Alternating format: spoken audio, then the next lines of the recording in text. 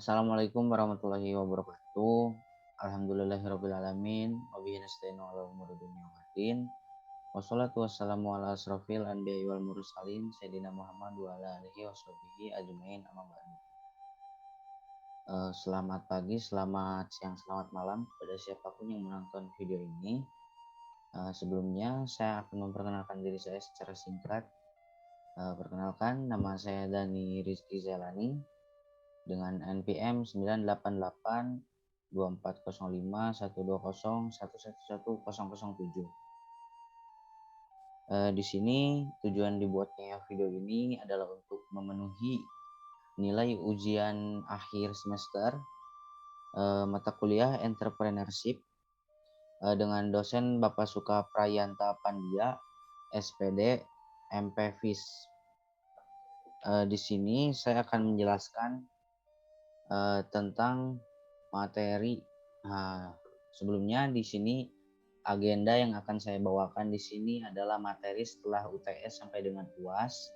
Di antaranya ada persona, kemudian ada decision making unit atau DMU, kemudian ada desain model bisnis, dan juga yang terakhir ada customer lifetime value. Yang terakhir kali dibuat sebagai tugas dengan panjang durasi video kalau tidak salah 7-10 menit.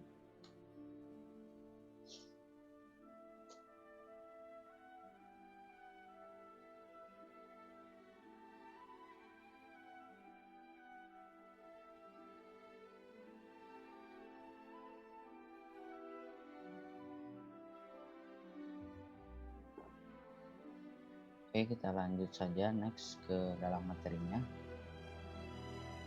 Materi setelah UTS sampai dengan UAS kurang lebihnya mungkin tentang persona, kemudian DMU, business model, dan CLP.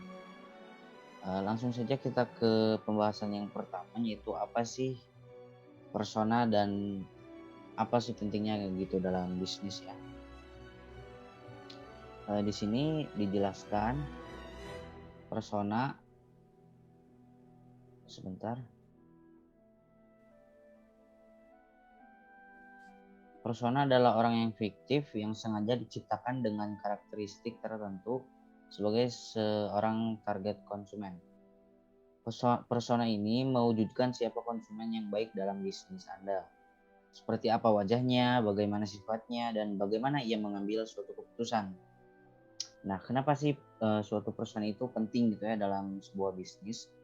Karena persona akan membantu mereka mengidentifikasi dan memprioritaskan perubahan dan penawaran Anda berdasarkan apa yang Anda butuhkan ke pelanggan Anda. Tim pemasaran dapat menggunakan buyer persona untuk membangun strategi yang efektif. Ketika membuat strategi pemasaran konten, misalnya kepribadian sangatlah penting dalam sebuah bisnis ya. Kemudian pentingnya user persona dalam bisnis adalah memiliki pemahaman mendalam tentang target audiens. Sangat penting untuk menciptakan produk yang laku di pasaran. Persona pengguna membantu tim produk menemukan jawaban atas salah satu pertanyaan terpenting mereka, yaitu untuk apa sih desain suatu produk diajukan begitu.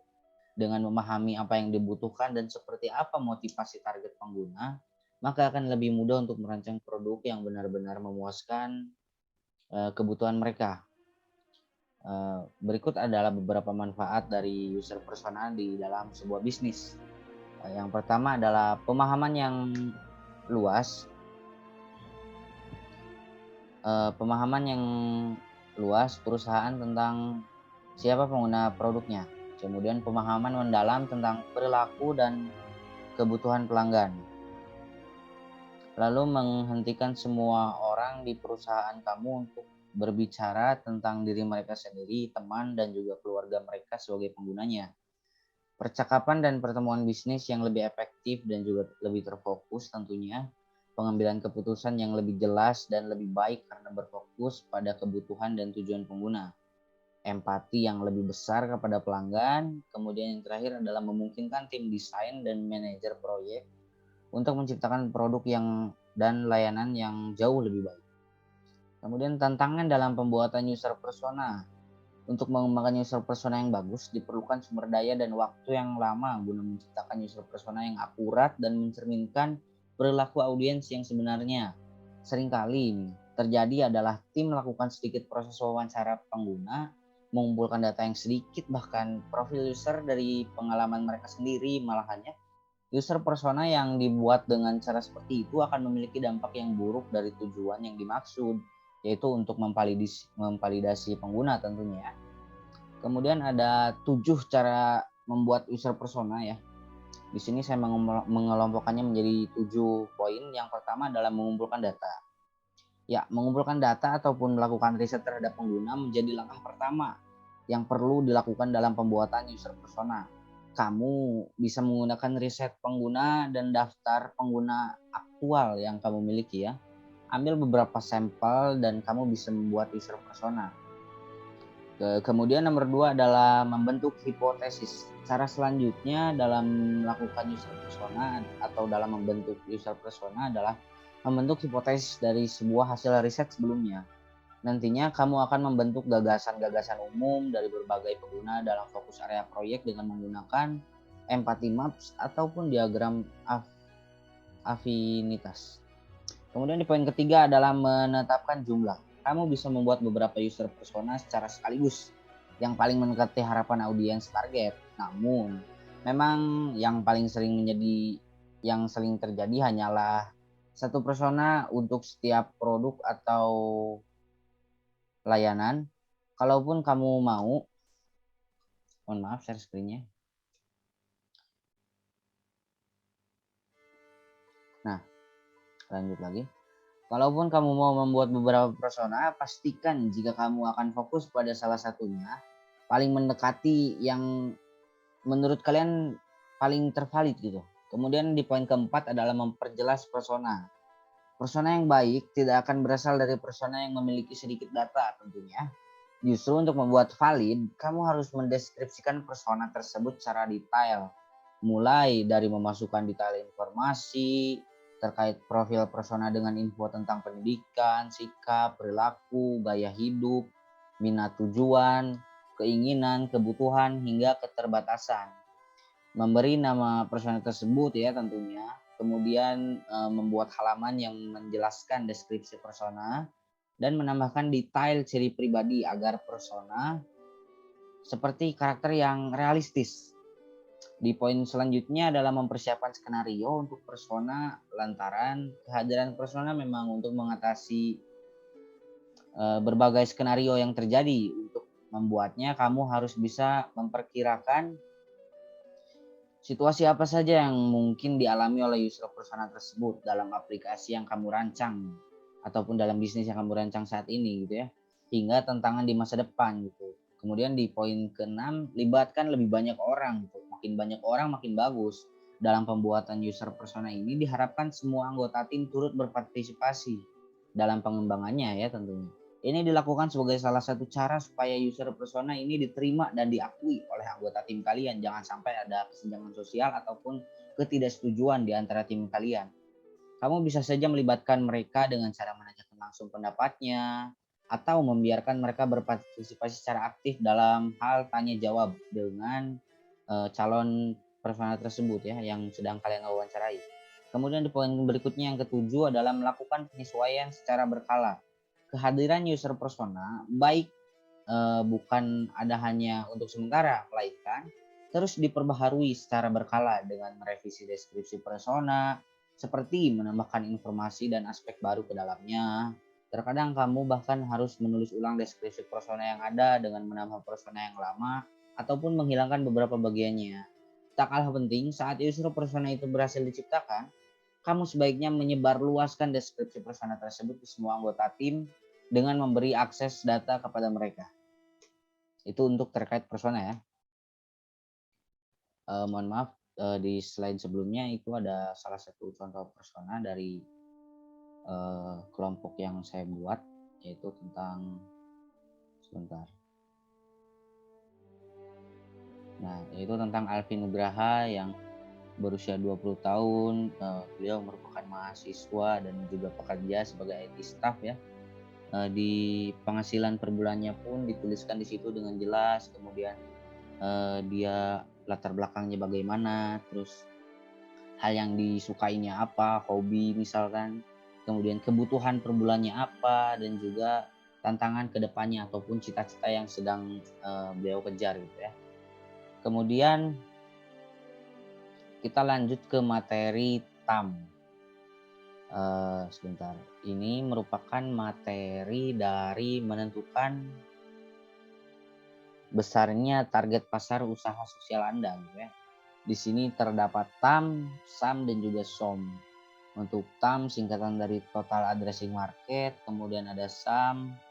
SAM merupakan Serviceable Addressable Market, kemudian ada SOM, Share of Market di bagian yang terkecil ya. Mengapa Anda perlu tahu mengapa Anda perlu melakukan market sizing gitu ya? Mengetahui skala pasar di mana usaha sosial Anda beroperasi merupakan salah satu kunci jawaban atas pertanyaan-pertanyaan penting Anda seperti berapa besar investasi yang perusahaan saya perlukan, berapa target pertumbuhan penjualan yang saya perlukan juga, lalu bagaimana strategi pemasaran yang cocok untuk usaha saya gitu ya.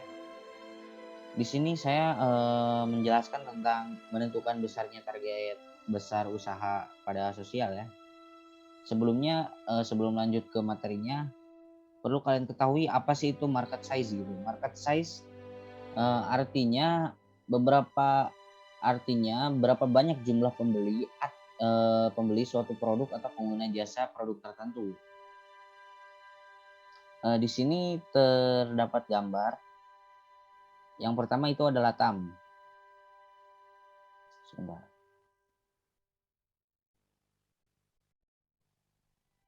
Nah, TAM di sini merupakan pendapatan ataupun penjualan dari produk-produk tertentu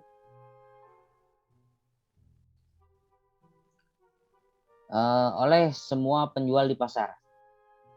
Penjual yang dimaksud adalah perusahaan individu, ataupun usaha sosial yang ada di pasar. Seringkali investor ingin mengetahui jumlah pendapat atau penjualan di suatu daerah, termasuk penjualan dari perusahaan kompetitor. Semisal Anda memproduksi ataupun menjual pupuk organik ya, ini semisal saja untuk petani. Maka TAM Anda adalah semua produk pupuk yang dijual di pasar tersebut, termasuk dari perusahaan daerah lain, bahkan produk pupuk dari perusahaan asing yang ditinjau di Indonesia. Kemudian ada SAM atau Served Available Market. Merupakan bagian dari TAM yang berpotensi menjadi target pasar dari perusahaan setelah mempertimbangkan jenis produknya, teknologi yang tersedia, dan kondisi geografis yang dihadapi. Misalnya di sini ya, untuk efektivitas dan efisiensi pupuk organik tersebut, Anda didistribusikan ke 3 kota besar misalkan. Maka permintaan dan penjualan pupuk organik itu dapat diperkirakan dengan data luas lahan pertanian, jenis tanaman yang ditanam, kemudian lama musim tanamnya. Itulah yang disebut SAM pupuk organik yang Anda produksi. Kemudian di lingkaran paling kecil itu ada SOM atau singkatan dari Share of Market. Merupakan bagian kecil dari SAM yang menjadi target usia dari usaha sosial Anda. Semisal ada beberapa produk pupuk yang dijual di 3 kota tersebut, sehingga tidak semua petani di sana membeli produk Anda. Maka petani-petani yang memiliki pupuk organik Anda disebut share of market atau SOM. Nah, di sini ada pun metode untuk mengukur market size. Ada 3 pendekatan yang digunakan untuk menentukan market size usaha sosial Anda. Ketiganya bisa digunakan sekaligus karena saling melengkapi satu sama lain. Jadi Anda bisa memulai analisa market size dengan pendekatan top down atau penawaran. Kemudian ada bottom up. Apa arti dari masing-masing pendekatan itu? Berikut penjelasannya. Yang pertama tadi adalah pendekatan top down. Ketika Anda melakukan pendekatan top down, mulailah proses penentuan market size dengan mengumpulkan data-data ekonomi, terutama yang terkait dengan industri di mana usaha sosial Anda beroperasi. Cara termudah mendapatkan data ini adalah dengan mengunjungi laman institusi pemerintah yang mempublikasikan data ini adalah dengan mengunjungi laman institusi pemerintah yang mempublikasikan berbagai data ekonomi. Misalnya Badan Pusat Statistik atau BPS, Bank Indonesia, kemudian ada kementerian terkait. Misal, Anda akan menentukan besarnya target usaha sosial yang memproduksi dan mengekspor kerajinan tangan. Dan untuk souvenir misalnya, dengan mempekerjakan para ibu-ibu rumah tangga, misal ya, Anda bisa mengumpulkan data tentang nilai rupiah, kemudian pertumbuhan industri kreatif di Indonesia, dan juga proporsi terhadap pendapatan nasional. Itu bisa dicek di situs institusi pemerintah secara resmi ya. Kemudian metode yang berikutnya adalah pendekatan dari sisi penawaran. Pendekatan ini menilai besarnya target berdasarkan total penjualan yang dicapai semua perusahaan di lokasi usaha sosial Anda beroperasi. Mendapatkan data secara rinci mengenai penjualan setiap perusahaan memanglah sulit. Namun, Anda dapat mencoba hal-hal berikut. Di poin pertama, buat daftar siapa saja kompetitor Anda. Tuliskan semuanya. Lalu, coba cari besar penjualan kompetitor ini di situs perusahaannya atau melalui berita-berita di media ya. Kemudian jika data penjualan tidak ditemukan, misalnya memang sulit sekali untuk ditemukan, tidak bisa digali di mana-mana gitu. Apalagi bila kompetitor Anda bukan perusahaan besar gitu, perusahaan individual yang maju pesat gitu, maka cobalah berbincang langsung dengan vendor atau orang-orang yang mengetahui industrinya dengan baik. Seringkali mereka tidak memberi informasi keuangan secara spesifik, namun Anda bisa mendapatkan gambaran umum ya tentang seberapa besar sih industri di lokasi usaha sosial Anda tersebut gitu. Bagaimana tren yang sedang terjadi serta prospek industri di masa mendatang itu bagaimana. Namun ada juga peringatannya ya, tujuan utama vendor adalah mencari pelanggan untuk membeli produknya, sehingga mereka kadang membicarakan apapun yang ingin Anda dengar gitu. Jadi tetap lakukan evaluasi terhadap semua informasi yang diberikan oleh vendor tersebut. Misalnya masih dengan contoh soal usaha sosial yang memproduksi kerajinan tangan dan juga souvenir ya. Kali ini Anda mendaftarkan semua produsen souvenir yang Anda ketahui, mencatatnya, lalu memperkirakan besar penjualan mereka. Tapi Anda tidak tahu data penjualan yang sebenarnya, yang realnya gitu. Maka untuk melengkapi perkiraan itu, Anda hanya perlu berbincang dengan vendor penyedia bahan baku kayu, rotan, dan juga menjual bahan-bahan kompetitor yang lainnya gitu ya. Kemudian untuk metode yang ketiga adalah pendekatan bottom up. Pendekatan ini disebut juga dengan pendekatan dari sisi permintaan. Anda akan melihat besarnya target usaha sosial berdasarkan permintaan produk, barang, dan jasa yang Anda jual. Besarnya target usaha sosial ini dapat diatur dengan banyaknya konsumen yang membeli produk Anda. Misalnya, masih ada beberapa contoh usaha menjual kerajinan tangan dan juga souvenir dari bahan kertas. Kali ini Anda hanya mencari data-data yang berkaitan dengan konsumen dan pola konsumsinya. Seperti misalkan ya, jumlah wisatawan yang datang ke Indonesia berapa gitu. Terus souvenir apa saja sih yang sering dibeli oleh wisatawan. Beberapa institusi pemerintah atau organisasi pembinaan UMKM biasanya melakukan riset mengenai hal ini ya, mengenai apa saja sih yang sering dibeli oleh wisatawan. Misalnya Bank Indonesia, kantor perwakilan regional daerah Anda gitu. Itu sering sekali memberikan beberapa informasi. Kemudian ada seberapa banyak seorang wisatawan membeli souvenir. Itu untuk 3 metode. Namun ada juga hal penting dalam market sizing, yaitu yang pertama, bertanyalah kepada banyak orang. Orang-orang yang dimaksud adalah supplier, kemudian ada juga distributor, dan yang ahli dalam bidang produksi barang atau penyedia jasa dan konsumen Anda. Anda akan memahami keseluruhan proses perjalanan produk usaha sosial Anda, dari bentuk bahan baku yang dipasok supplier hingga menjadi barang yang sudah ada di tangan konsumen gitu ya. Kemudian yang kedua, percaya diri dalam asumsi. Analisis yang paling menyeluruh dan dilakukan oleh lembaga riset pun masih memiliki kekurangan. Karena itu, Anda harus percaya diri dan menentukan asumsi selama proses menentukan market size. Tulis semua asumsi dan hasil perhitungan Anda dengan jelas. Kemudian di poin yang ketiga adalah lakukan dengan sederhana dan pastikan semua data tersimpan dengan rapih. Seiring berjalan waktu, Anda akan memiliki banyak sekali tantangan dan data tentang market size, maka Anda harus memastikan bahwa keseluruhan sumber yang Anda gunakan telah didokumentasikan maupun disusun secara rapih. Karena kelak Anda bisa melakukan evaluasi dan revisi dengan mudah. Itu tentang materi TAM gitu ya. Kemudian yang saya tulis di catatan saya di sini ada cara untuk menghitung TAM di luar daripada TAM pertama. Sejauh ini kita sudah memfokuskan pada customer, kemudian pada tahap ini kita harus mengambil langkah-langkah ke belakang dan coba melihat apakah ada market yang sama dengan yang punya kita targetkan ke depannya gitu. Kemudian untuk memastikan bahwa kita pada jalur yang benar untuk membangun bisnis kita tentunya. Ada 2 jenis pasar yang di luar dari pasar utama kita. Poin pertama adalah melibatkan penjualan produk atau aplikasi tambahan pada pelanggan yang sama atau sering disebut upselling. Kemudian menentukan produk tambahan apa saja yang dibuat untuk ataupun bahkan dijual kepada customer. Keunggulannya adalah dapat menggunakan saluran distribusi yang ada untuk menjual produk baru, karena ini kan menghitung TAM di luar TAM pertama. Jadi ini semacam second TAM begitu. Jadi ini bukanlah TAM utama kita. Jadi ini adalah market. Kalau disebut market itu ini disebut market cadangan begitu, ataupun market yang belum kita ambil gitu. Kalau ibarat kita makan apel, dari sisi kanan ini merupakan sisi kirinya gitu. Jadi ini merupakan bagian yang belum kita sentuh sama sekali, tapi kita sudah punya akses untuk ke bagian tersebut gitu. Dari TAM yang sebelumnya tentunya. Kemudian the second market adalah pasar market yang memiliki kemiripan dengan pasar utama kita. Umumnya biasanya ada penyesuaian fitur dan juga harga. Kemudian kalau kita mencoba masuk ke pasar kedua, itu memiliki resiko yang sangat besar.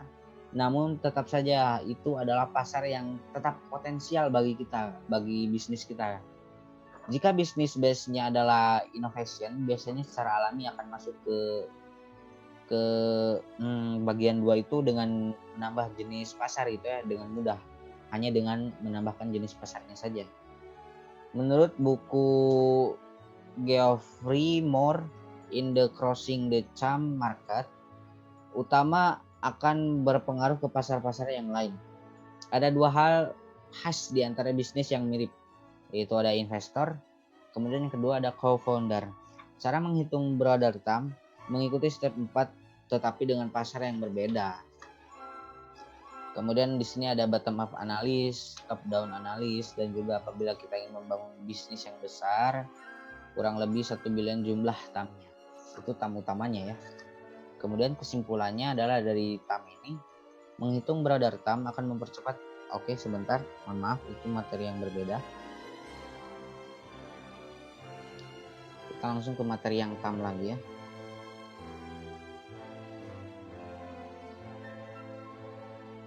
Nah ini, tadi saya membahas secara mendalam tentang TAM.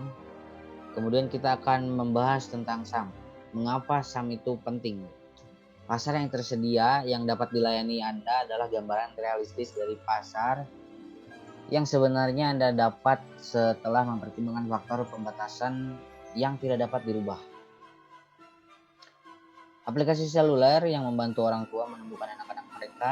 SAM bukanlah jumlah total pengguna ponsel cerdasnya, melainkan orang tua dari anak-anak yang berusia 5-12 tahun tersebut yang menggunakan ponsel cerdas Android yang menjelaskan versi terbaru. Di sini kami mengasumsikan bahwa aplikasi tersebut khusus untuk smartphone Android saja. Mengapa perhitungan TAM yang tepat sangatlah berharga? Pada kenyataannya, mencapai perhitungan TAM yang tepat adalah proses pencerahan tim yang berharga itu sendiri. Sepanjang jalan, saat Anda persempit corong TAM, di sini TAM, SAM, kemudian SOM ya, Anda akan menentukan sejumlah metrik penting lainnya seperti data pasar fundamental yang harus Anda miliki untuk ukuran-ukuran potensial gitu ya. Kemudian ada sebuah formula untuk menarik dan mengkonversi investor. Kemudian ada data pesaing menyeluruh, dirinci dan dalam kaitannya dengan usaha Anda. sampai ke kecocokan pasarnya, kemudian ada informasi pelanggan, target yang didorong oleh data dan diinformasi, kemudian ada spektrum produk ataupun jasa serupa yang tersedia saat ini tentunya. Kemudian tetapkan strategi atau peta jalan masuk ke pasar yang jelas. Jika analisis pasar, produk, dan juga layanan Anda lemah gitu ya dalam bisnis, TAM akan lemah juga gitu. Jika TAM Anda lemah, begitu juga SAM dengan SOM, karena TAM merupakan lapisan paling luar ya. Karena TAM merupakan lapisan paling luar ataupun bisa disebut juga dengan market segmentasi yang paling luar dari bisnis Anda gitu ya. Maka itu juga akan berpengaruh dengan SAM dan SOM yang sudah jelas ada di dalam TAM gitu ya.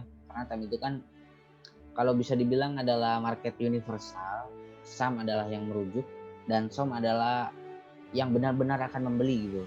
Share of market soalnya. TAM setelah mencapai 100% dengan setiap individu dari geografi pilihan, Anda menggunakan produk ataupun layanan Anda menjadi pemilik monopoli besar yang berharga. Kemudian ada SAM. SAM pasar yang tersedia dapat diservis. Ini adalah bagian pasar Anda. Bentar. Total segmen TAM yang dapat Anda targetkan secara layak ataupun wajar, misalnya toko pizza New York Anda memiliki 1-10% dari TAM pencinta kue dalam jarak 20 mil gitu dari real estate utama Anda. Kemudian ada juga SOM yang serviceable obtainable market dari SAM tersebut. Ini adalah potongan TAM. Ya, dari SOM itu merupakan potongan SAM yang juga SAM merupakan potongan dari TAM. Jadi sama saja SOM juga merupakan potongan dari TAM gitu ya, yang lebih luas tentunya. Yang dapat Anda harapkan untuk dicapai dalam 1-3 tahun pertama pembukaan pintu Anda ataupun mencoba bentuk pizza baru di pasar lokal, app, dan lain-lain misalnya. Misalnya nih, jika Anda tidak menjual kerak tebal karena suatu alasan, SAM dan SOM Anda akan menyempit pula gitu. Itu untuk kasus penjualan pizza gitu ya. Contoh kasar lainnya adalah pasar transportasi dunia lah, yang sangat besar, lebih dari misalkan 5 triliun dolar gitu ya. Bayangkan pemilik monopoli di sana gitu, untungnya wah seperti Uber. Awalnya mereka menargetkan sektor taksi dan limo saja gitu ya, untuk SAM-nya. Turun menjadi sedikit lebih dari 4 miliar dolar. Kemudian SOM yang mereka tuju dalam 5 tahun pertama adalah sekitar 1 miliar dolar. Dari 5 triliun tersebut menjadi 1 miliar. Karena TAM-nya tersebut 5 triliun, kemudian SAM turun ke 4 miliar, dan juga SOM turun ke 1 miliar gitu ya. Itu tadi penjelasan tentang SAM gitu ya. Nah, mengapa pentingnya gitu untuk menghitung SAM selain TAM juga. Kemudian sekarang kita lanjut ke SOM. SOM atau Serviceable Obtainable Market adalah bagian dari pasar yang dapat dilayani dan dapat dicapai secara realistis dalam jangka pendek gitu ya. SOM sama dengan beberapa persen dari SAM yang dicapai bisnis secara realistis dalam jangka pendek hingga menengah. Secara sederhana, SOM juga disebut pangsa pasar atau bagian realistis dari pasar pelanggan aktual yang dapat diperoleh bisnis selama beberapa tahun pertama operasional. Ini mempertimbangkan perbatasan kompetitif, keuangan, ceruk, dan berbasis sumber daya sambil memprediksi jangkauan realistis selama bertahun-tahun awal pertama. Faktor SOM terdiri dari beberapa poin, ada batasan penawaran, batasan penargetan, batasan pemasaran lagi, saluran distribusi, batasan kompetitif, keterbatasan yang berkaitan dengan keuangan dan sumber daya lainnya. Mengapa menghitung SOM itu penting? Mengapa? SOM sangat penting bagi para pendiri dan juga investor. Karena yang pertama, membantu bisnis menetapkan tujuan dan sasaran jangka pendek. Jangka pendek ingat, karena ini merupakan SOM. Dan menengah yang realistis. Membantu investor dan pendiri memahami potensi pasar. Dan membantu para pendiri memanfaatkan sumber daya mereka terbatas pada awalnya. Kemudian ada juga beberapa kesalahan umum dalam perhitungan TAM. Startup yang tidak berpengalaman dalam putaran pendanaan prabenih, benih, dan syariah adalah tempat untuk mencari market harga yang jauh. Ini sangat umum, namun perlu menetapkan konsep-konsep ini bagaimana dan juga mengapa. Paling sering itu terjadi campuran terlalu terhanyut ke dalam produk ataupun konsep bisnis itu sendiri tanpa menghitung angka ataupun tidak memiliki orang yang benar-benar dianggap sebagai penghancur dalam angka tim. Bagi investor, hal pertama yang ingin mereka ketahui adalah seberapa kecil risiko dan jenis ROI yang layak untuk yang layak seperti apa yang mereka harapkan dalam jangka pendek ini dan menengah. Pada akhirnya di situasi karet bertemu dengan jalan. Pada akhirnya disitulah karet bertemu dengan jalan.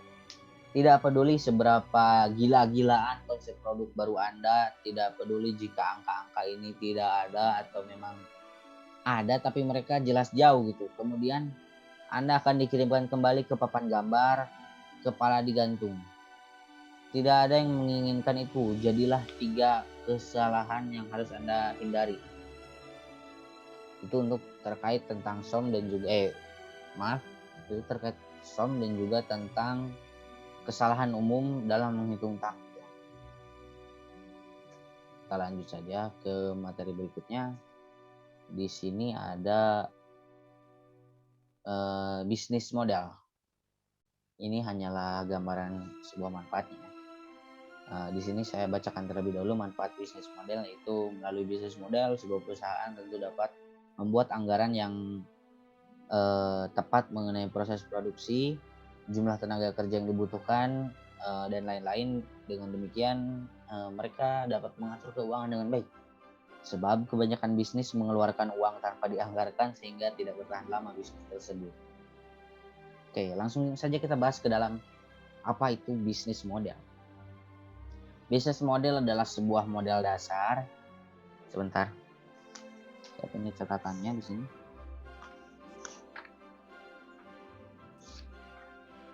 Ya, di sini. Bisnis model adalah sebuah model dasar yang menjelaskan bagaimana sebuah bisnis dapat menghasilkan keuntungannya. Intinya adalah itu. Melalui komponen ini, bisnis tidak akan berjalan tanpa arah, sebab mereka sudah mengetahui apa produk yang ia ciptakan serta target pasar apa yang akan dituju. Bisnis model atau bisnis model berbeda dengan bisnis plan atau planning bisnis. Komponen ini lebih fokus kepada bagaimana mendapatkan profit ataupun keuntungan dari bisnis yang sedang dijalankan. Tidak hanya itu, adanya model bisnis juga membuat bisnis kamu berbeda dengan bisnis kompetitormu tentu. Oleh karena itu, selain menentukan produk yang ingin diciptakan, seseorang juga akan mengetahui value atau nilai yang akan diberikan kepada pelangganmu itu apa gitu. Dengan begitu, otomatis pelanggan akan menyukai produk ataupun layanan yang ditawarkan oleh bisnis Anda gitu. Menurut saya, secara sederhana model bisnis dapat digambarkan menjadi 3 bagian. Yang pertama adalah jenis produk, strategi pemasaran yang dilakukan, strategi harga. Bisa disimpulkan bahwa bisnis model sangat penting dibuat oleh pembisnis baru. Bahkan bisnis yang sudah mapan gitu, yang sudah menumbuhkan komponen ini, sebab permintaan pasar dan persaingan bisnis akan selalu berubah dari waktu ke waktu. Jadi bisnis model itu sangat penting. Kemudian komponen dalam bisnis model. Sejatinya bisnis model hadir dalam berbagai bentuk jenis ya, dan fungsi yang berbeda-beda tentunya. Fungsi yang berbeda-beda sebentar. Namun masing-masing bisnis model umumnya adalah suatu strategi dengan komponen yang serupa. Komponen-komponen ini sifatnya cukup penting sebab kamu tidak akan memiliki cara pasti untuk menghasilkan pendapatan tanpa komponen tersebut. Memangnya apa saja sih komponen utama gitu yang dimiliki oleh bisnis model? Sesuai ujaran NerdWallet, value proposition adalah fitur-fitur yang membuat produk terlihat menarik di mata pelanggan. Kemudian ada target market, sekelompok konsumen tertentu yang tertarik pada produk Anda. Kemudian ada competitive advantage, fitur unik, produk ataupun layanan yang dapat Anda dapat dengan mudah ditiru oleh pesaing atau kompetitor Anda. Kemudian ada cost struktur, daftar pengeluaran, daftar pengeluaran tetap, serta variabel yang dibutuhkan bisnis untuk beroperasi dan bagaimana hal ini mempengaruhi penetapan harga. Key metrics, elemen yang digunakan untuk perusahaan untuk mengukur kesuksesan. Kemudian ada resources, aset fisik, keuangan, dan juga intelektual perusahaan. Kemudian ada problem and solution. Masalah yang dimiliki target pelanggan dan bagaimana perusahaan bermaksud untuk menyelesaikannya gitu. Kemudian ada revenue model, kerangka kerja yang mengidentifikasi sumber pendapatan yang layak untuk dikejar. Kemudian ada revenue stream, berbagai cara agar perusahaan dapat menghasilkan pendapatan. Kemudian ada profit margin, jumlah pendapatan yang melebihi luas biaya bisnis. Adapun beberapa manfaat yang didapatkan selain yang saya bacakan di awal tadi tentang bisnis model. Menurut small business, unggul dari kompetitor menurut small business. Manfaat dari bisnis model adalah dapat membuatmu unggul dari kompetitor tentunya. Membuatmu unggul dari kompetitor terlebih apabila model bisnis yang kamu terapkan terkesan unik dan menarik. Contoh sederhananya, kamu menerapkan bisnis online dengan menerapkan metode penjualan digital. Hal ini tentu akan menjadi poin unggul bagi bisnismu dari kompetitor yang tidak memikirkan hal tersebut. Kemudian ada menarik perhatian investor. Bisnis model yang bagus otomatis akan menarik perhatian investor untuk membentuk pendanaan kepada bisnis tersebut. Investor tidak peduli bisnis yang kamu jalani baru ataupun sudah lama, asalkan mempunyai model bisnis yang mendapatkan profit banyak, investor tidak akan ragu untuk memberikan dana. Kemudian ada manajemen keuangan yang teratur. Melalui bisnis model, sebuah perusahaan tentu dapat membuat anggaran yang tepat mengenai proses produksi, jumlah tenaga kerja yang dibutuhkan, dan lain-lain. Dengan demikian, mereka dapat mengatur keuangan dengan baik. Oleh sebab itu, kebanyakan bisnis mengeluarkan uang tanpa dianggarkan, sehingga tidak bertahan lama. Macam-macam model bisnis. Pada dasarnya, tidak semua bisnis membuat bisnis modelnya sendiri ya, tanpa mengikuti model-model bisnis yang sudah ada. Jadi jarang sekali ada model bisnis baru yang bahkan tidak ada di masa lalu gitu. Itu jarang sekali. Kebanyakan bisnis model itu direvisi dan dimodifikasi untuk masa yang akan datang gitu. Jadi sudah ada sebelumnya di masa lampaunya gitu. Nah, berikut beberapa macam jenis bisnis yang bisa kamu ikuti dalam membangun bisnismu sendiri gitu. Yang pertama adalah franchise. Ya, siapa sih yang gak kenal gitu dalam model bisnis ini. Sebagian besar dari kamu mungkin sudah tidak asing lagi lah dengan bisnis model yang satu ini. Model bisnis ini biasanya dikenal dengan sebutan waralaba jika di Indonesia kan. Franchise kebanyakan digunakan oleh restoran tentunya, tetapi tidak jarang juga digunakan oleh industri jasa. Konsep dari model ini adalah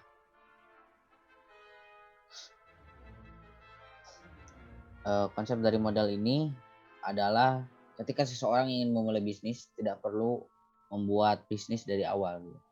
Cukup menggunakan model yang sudah ada dari brand tertentu misalnya, kemudian membayar uang kompensasi kerjasama. Salah satu restoran terkenal yang menggunakan model ini adalah McDonald's, ataupun yang kemarin ramai di tahun 2021 kemarin, yaitu kolaborasi antara BTS dengan McD ya dengan McDonald's ini. Itu sangat booming sekali ya di Indonesia. Kemudian macam-macam bisnis yang kedua adalah marketplace. Di era globalisasi sekarang, marketplace juga menjadi salah satu model bisnis yang sangat terkenal tentunya. Marketplace adalah bisnis model yang mempertemukan antara penjual dan pembeli secara online. Dan biasanya menggunakan situs website ataupun aplikasi. Model bisnis ini dapat mendapatkan keuntungan dari berbagai sumber pemasukan, termasuk dari transaksi yang dilakukan. Saat ini ada beberapa marketplace yang terkenal. Contohnya di Indonesia ada Tokopedia, Bukalapak. Untuk range Asianya ada Shopee, kemudian ada ya macam-macam. Kalau di dunia mungkin kita mengambil Amazon gitu, milik Jeff Bezos. Kemudian macam-macam yang ketiga adalah dropship. Jenis model ini juga mengandalkan online dalam aktivitasnya. Ketika menerapkan dropship, kamu tidak perlu membuat toko offline ataupun toko online. Toko offline saja ya, karena kamu memerlukan toko online tentunya jika dropship gitu ya. Karena ini merupakan bisnis tanpa modal. Biasanya orang menjalankan bisnis ini disebut sebagai dropshipper. Nah, sebagai dropshipper, kamu menjual barang kepada konsumen melalui toko online-mu, tapi produk tersebut datang dari pihak lain. Jadi misalkan kita merupakan seorang distributor kayak dropshipper, kita menjualkan barang dari distributor yang dikirimkan langsung kepada pelanggan, namun melalui perantara seorang dropshipper gitu, toko kita sendiri. Dropshipper dinilai keuntungannya relatif kecil tentunya karena bukan produk sendiri. Pendapatannya pun dihitung selisih modal untuk membeli produk dan harga yang diberikan kepada konsumen. Kemudian jenis yang keempat adalah subscription. Bisnis model ini menerapkan bisnis di mana pelanggan akan dikenakan biaya berlangganan untuk mendapatkan akses dan layanan tersebut dalam waktu langganan bermacam-macam. Ada yang tahunan, bulanan, namun biasanya sih bulanan ya. Contohnya seperti Netflix, kemudian ada Spotify, YouTube gitu ya. Itu merupakan fitur subscription yang sudah kita kenal tentunya. Di era digital ini sudah banyak sekali bisnis yang menerapkan model seperti itu, seperti yang tadi saya contohkan itu ada Netflix, Spotify, YouTube gitu. Kemudian di jenis yang kelima ada manufaktur. Dalam model bisnis ini biasanya perusahaan ataupun pabrik akan membuat sebuah dan menjualnya untuk mendapatkan profit dan juga keuntungan. Saat melakukan penjualan manufaktur, akan langsung menjualnya kepada konsumen atau bahkan kepada pihak ketiga, di mana manufaktur ini bisa juga kita sebut dengan seorang distributor yang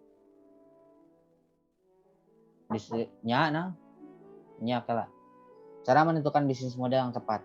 Dengan semua jenis model yang tersedia, bagaimana sih cara kita memilih model yang tepat untuk bisnis kecilmu? Sejatinya tidak ada jawaban yang mutlak untuk pertanyaan satu ini. Sebab semua bisnis model yang paling cocok untuk bisnis akan tergantung sepenuhnya pada ruang lingkup operasi dan biaya yang dimiliki badan usaha. Namun untuk mempersempit pilihan, ada beberapa pertanyaan yang bisa kamu tanyakan kepada dirimu sendiri. Berikut daftar pertanyaannya, pemaparan dari Nerd Wallet kembali. Yang pertama adalah bagaimana produk atau layananmu akan menguntungkan pelanggan. Itu yang pertama. Kemudian yang kedua, apa langkah yang kamu ambil untuk meraup revenue atau keuntungan. Kemudian yang ketiga, siapa target pelanggan dari badan usahamu? Siapa target marketnya? Kemudian yang keempat, berapa biaya awal yang kamu miliki saat ini atau modal kamu ini berapa sih gitu. Kemudian yang keempat, apakah sekiranya kamu memerlukan dukungan finansial ataupun seorang investor gitu, bantuan dana, suntikan dana dari seseorang ataupun dari bank gitu misalnya. Dengan menjawab pertanyaan-pertanyaan ini, dijamin walaupun tidak 100%, kamu akan memperoleh pemahaman tentang bisnis model yang cocok untuk badan usahamu sendiri. 9 building block adalah konsep yang dapat mendeskripsikan dan menunjukkan logika bagaimana sebuah perusahaan menghasilkan pendapatan atau make money. 9 building block mencakup 4 area utama dalam bisnis, yaitu customer, offer, infrastruktur, dan financial viability. Konsep ini dapat menjadi suatu bahasa bersama yang memudahkan kita untuk mendeskripsikan dan memanipulasi bisnis model yang membuat strategi baru. 9 elemen dalam 9 blok adalah customer segments atau disingkat menjadi CS, kemudian ada value proposition VP, kemudian ada channels CH, customer relationship CR, kemudian ada revenue stream RS, kemudian ada key resources KR, kemudian ada key activities KA, kemudian ada key partnership KP, kemudian ada customer structure atau CS. Adapun beberapa penjelasan lebih lanjut mengenai 9 building blocks BGM Canvas. Yang pertama adalah customer segment CS. Customer segment menunjukkan sekelompok orang ataupun organisasi berbeda yang ingin digapai atau dilayani perusahaan customer. Adalah inti dari bisnis semua model. Tanpa profitable, customer perusahaan tidak mampu bertahan lama. Untuk memuaskan customer, perusahaan perlu mengelompokkan mereka ke dalam segmen yang berbeda berdasarkan kebutuhan tentunya, behavior atau atribut yang lain. Perusahaan harus mendeskripsikan dengan jelas mana segmen customer yang perlu dilayani dan mana yang perlu dihindari. Kelompok customer mempresentasikan segmen yang berbeda. Beberapa contoh segmen customer yang berbeda adalah mass market, niche market, segmented, disserved, kemudian ada multi-site dan platforms. Kemudian yang kedua ada value proposition atau VP. Value proposition mendeskripsikan sejumlah produk ataupun layanan yang memberikan nilai value untuk segmen customer yang spesifik. Value proposition adalah alasan mengapa customer berpindah dari suatu perusahaan ke perusahaan yang lain. Value customer memecahkan permasalahan customer proposition, dapat berinisiatif inovatif serta mempresentasikan penawaran yang baru dan diskret untuk bersifat sama dengan sejenis dengan mudah sudah ada namun dengan beberapa tambahan fitur atribut. Kemudian yang kedua ada channels atau CH. Channels mendeskripsikan bagaimana perusahaan berkomunikasi dan menggapai segmen customer untuk mendeliver value proposition. Kemudian distribut dan penjualan merupakan interface antara perusahaan dan juga pelanggan. Channel adalah customer touch point yang memainkan peran penting dalam customer experience, dalam kenyamanan pelanggan tentunya, mengingatkan awareness dari customer terhadap produk ataupun jasa, kemudian membantu customer untuk mengevaluasi value proposition dari perusahaan, memudahkan customer untuk membeli produk jasa, mendeliver value proposition kepada customer, kemudian menyediakan dukungan after sales ataupun yang bisa disebut sebagai pelayanan after sales gitu ya, setelah pembelian tentunya. Kemudian yang keempat ada channel relationship atau CR gitu, CR. Customer relationship mendeskripsikan jenis relasi yang dibangun perusahaan dengan pelanggan. Perusahaan harus menentukan jenis relasi dengan pelanggan, apakah persoalan ataupun automate relasi yang dapat dipilih akan segera menentukan bagaimana customer experience yang akan dihasilkan. Contoh dari customer relationship ada persoalan assistance, dedicate persoalan asisten, self-service, automated service, communication co-creation. Kemudian di yang poin kelima ada revenue stream atau RS. Revenue stream mempresentasikan cash yang di-generate dari tiap customer, dari setiap customer segmen. Biasa harus dikurangi dari pendapatan revenue untuk mendapatkan nilai keuntungan. Perusahaan harus mengetahui value apa yang membuat customer mau membayar. Tiap revenue stream dapat memiliki mekanisme fringing yang berbeda-beda seperti fixed price, kemudian ada tawar-menawar, ada pun lelang, ada market dependent, kemudian ada volume dependent dan yield management.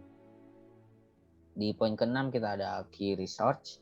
Key research mendeskripsikan aset atau sumber daya yang sangat penting. Aset kunci yang diperlukan untuk membuat sebuah bisnis modal berjalan. Sumber daya ini memungkinkan perusahaan untuk membuat dan menawarkan value proposition, menggapai pasar, permaintenan hubungan dengan customer segment. Model ini akan memerlukan key research yang berbeda-beda. Key research dapat berbentuk fisikal, finansial, intelektual, ataupun manusia. Key research dapat dimiliki ataupun disewa oleh perusahaan yang didapatkan dari partner. Contoh key resource adalah mesin, bangunan, brand, kemudian hak cipta, human resource, uang, dan lain-lain. Kemudian yang ketujuh ada key activities atau KA. Key activities mendeskripsikan hal-hal penting aktivitas yang harus dilakukan perusahaan agar bisnis modelnya berjalan. Di poin ke-8 ada key partnership. Key partnership mendeskripsikan jaringan supplier atau partner membuat sebuah bisnis model berjalan. Kemudian di poin ke-9 ada cost structure. Cost structure mendeskripsikan semua biaya yang muncul untuk menjalankan sebuah bisnis model, biaya yang akan muncul ketika perusahaan membuat dan juga mendeliver value, memaintain customer relationship, dan lain-lain. Itu dia penjelasan singkat mengenai bisnis model beserta macam-macamnya yang bisa kalian pelajari tentunya dengan baik. Jika ingin membangun sebuah bisnis, sebaiknya pikirkan model bisnis yang sesuai dengan apa yang kamu kuasai ataupun kamu nyaman untuk menjalankannya. Kemudian di poin terakhir ya, di agenda presentasi hari ini,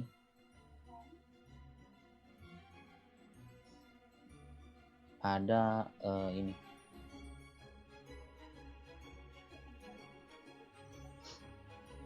Bentar.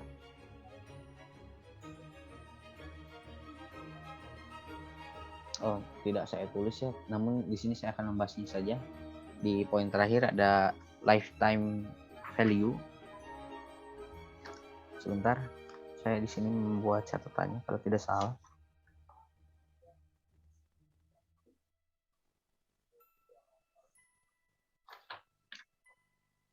Oke, tidak ada. Langsung saja saya bacakannya.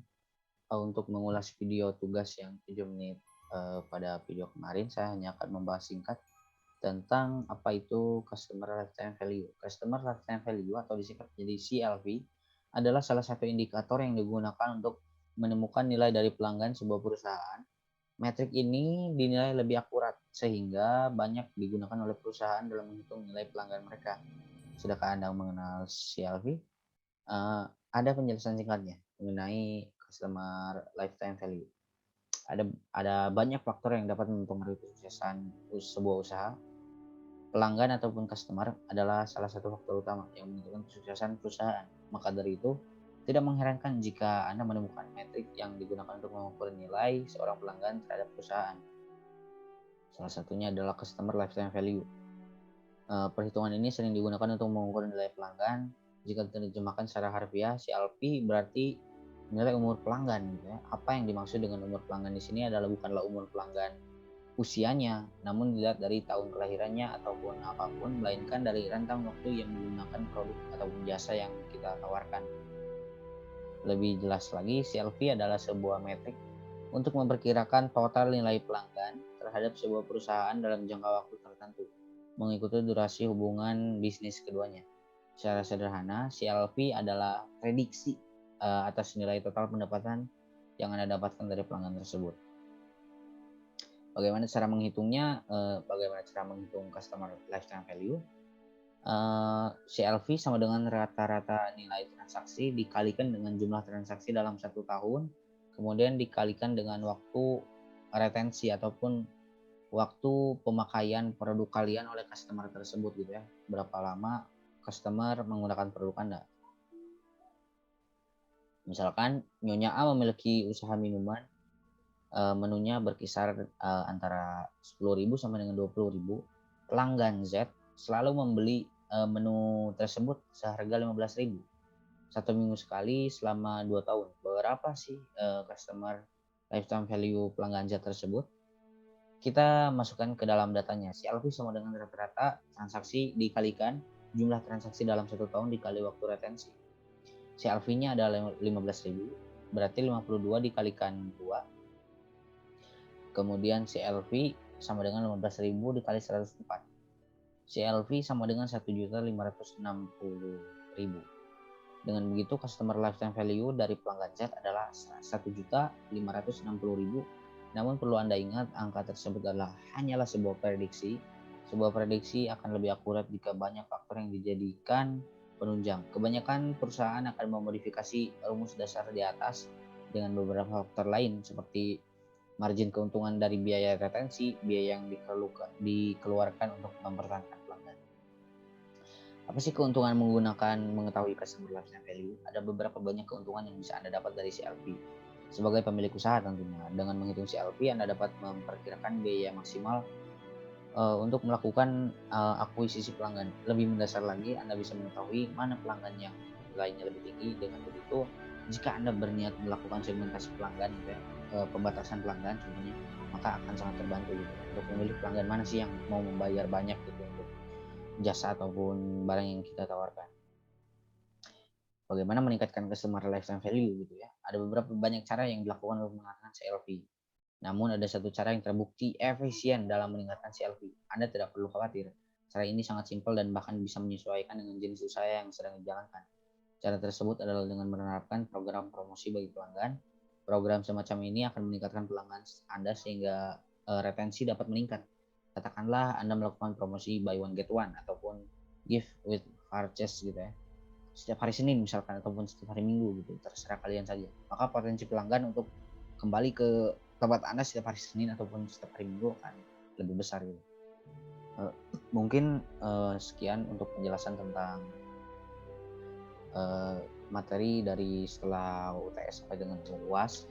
Kesimpulannya adalah di sini materinya bersusun dimulai dari persona lanjut ke DMU yang tadi ada TAM, SAM dan juga SOM. Kemudian dilanjutkan ke desain bisnis model.